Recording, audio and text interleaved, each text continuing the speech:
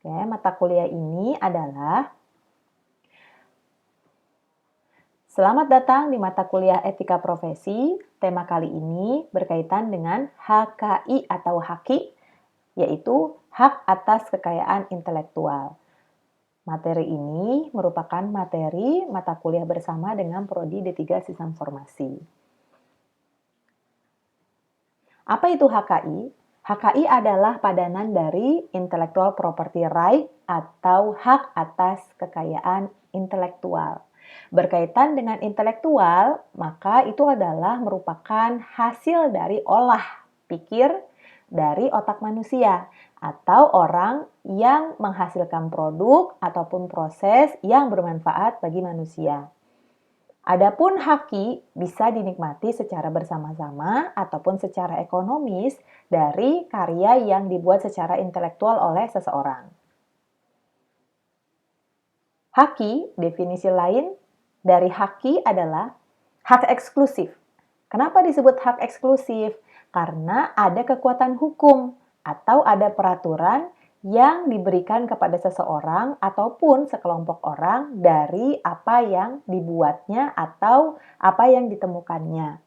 Dengan penemuan ini, otomatis seseorang mendapatkan hak prerogatif atau hak tertentu yang dimiliki secara khusus dari produk yang sudah dibuatnya. Berdasarkan apa? Berdasarkan ide serta kekayaan intelektual yang dimilikinya, kemudian diproses menjadi sebuah produk yang dinikmati oleh sekelompok orang ataupun bersama-sama, dan yang berikutnya dilakukan pendaftaran di Direktorat Jenderal Kekayaan Intelektual di Departemen Hukum dan HAM.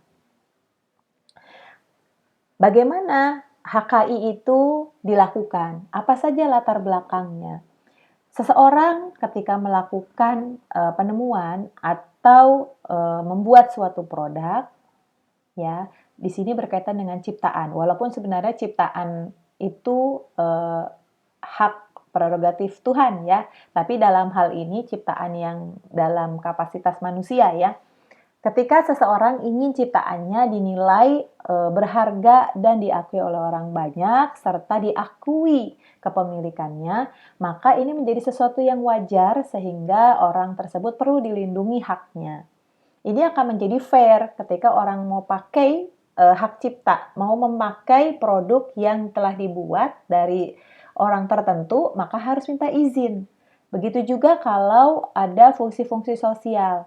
Ketika HK ini diberikan, ada batasannya.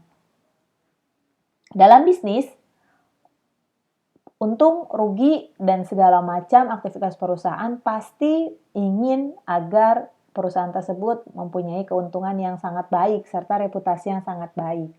Nah, terkadang objek-objek yang ada di perusahaan itu terdiri dari produk-produk yang harus mereka lindungi atau harus mereka berikan hak khusus sehingga tidak ditiru oleh perusahaan yang lain. Misalnya secara merek, ataupun simbol dari perusahaan, ataupun produk yang dihasilkan tidak sama, ataupun desainnya tidak sama, dan seterusnya.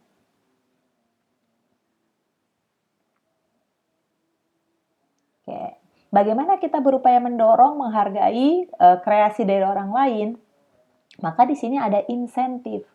Insentif atau pemberian sejumlah nominal tertentu dari teknologi yang diberikan oleh orang tersebut dan dinikmati oleh orang banyak. Ya, jadi kalau kita bicara ada temuan, lalu ini menjadi investasi yang sangat besar dalam hal riset and development, nah maka itu perlu diberikan penghargaan insentif tertentu berupa HKI tadi. Supaya apa? Supaya orang tersebut semangat untuk berkreasi dengan perlindungan tertentu. Di sini ada beberapa dasar hukum HKI, ya, baik hak cipta, merek, paten, rahasia dagang, desain industri, desain tata letak sirkuit terpadu, serta varietas tanaman, perlindungan terhadap varietas tanaman. Ada beberapa HKI di sini, secara garis besar ada yang disebut sebagai hak cipta, ada yang disebut sebagai hak kekayaan industri. Selain hak cipta adalah hak kekayaan industri. Desain industri, desain tata letak sirkuit terpadu, rahasia dagang, paten, merek, dan indikasi geografis. Seperti ini. Kemudian, apa itu hak cipta? Contohnya adalah buku, musik, karya seni, program komputer. Berapa tahun?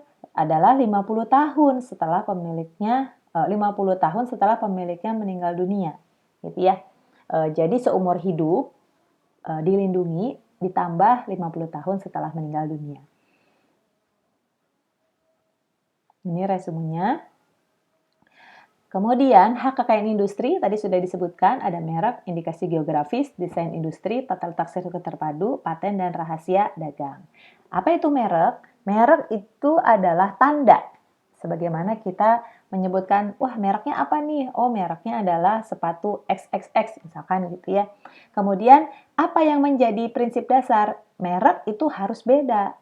Bukan tipuan, bukan sesuatu yang sama dengan yang lain. Apa saja yang bisa dikategorikan merek? Ada huruf, kata, gambar, serta kombinasi lainnya. Berapa lama penggunaan perlindungan dari merek? Yaitu 10 tahun. Ya, merek dagang, merek jasa, kolektif, indikasi geografis, itu 10 tahun. Ini contoh merek. Kemudian indikasi geografis itu berkaitan dengan hasil produk dari daerah tertentu. Ya, jadi misalkan di sebuah kota di Aceh misalkan, daerah Gayo, dia terkenal sebagai penghasil kopi. Kemudian masyarakat ingin hasil olahan daerahnya tersebut dilindungi. Dia daftarkan ke Dirjen HKI, kemudian ini menjadi hak eksklusif bagi daerah Gayo bahwa mereka diakui kopi mereka berasal dari sana dan tidak ditiru oleh wilayah yang lain. Ini contohnya ada jeruk Garut, jeruk Medan, apel Malang. Nah, desain industri berkaitan dengan desain. Bisa jadi 2 dimensi ataupun 3 dimensi. Nantinya akan dipakai untuk apa? Membuat produk, barang, komoditas, ataupun kerajinan tangan. Desain pun dilindungi loh teman-teman ternyata. Berapa tahun? Perlindungannya 10 tahun. Bisa jadi, ini resumenya ya, bisa jadi 2 dimensi ataupun 3 dimensi. Contohnya seperti ini, ada desain interior kendaraan, ada desain keran, desain keramik atau teko gitu ya, desain tampilan aplikasi, tampilan perangkat. Berikutnya paten. Ada 2 jenis paten biasa dan paten sederhana. Paten biasa itu yang kita kenal sebagaimana paten ya. Sedangkan paten sederhana fungsinya lebih sederhana sesuai namanya atau terbatas, dan ini jangka waktunya juga lebih pendek yaitu 10 tahun. Sedangkan paten biasa adalah 20 tahun. Ini contohnya. Kemudian rahasia dagang. Resep. Nah, ada resep di sini. Berarti kalau dia daftarkan ke Dirjen HKI, maka itu menjadi hak eksklusif perusahaan tersebut untuk tidak diketahui oleh umum. Dari sisi apa? Resepnya, rahasia produknya, gitu ya, seperti itu. Kita tidak pernah tahu apa kandungan berikutnya dari minuman Coca-Cola selain yang tertera secara umum saja.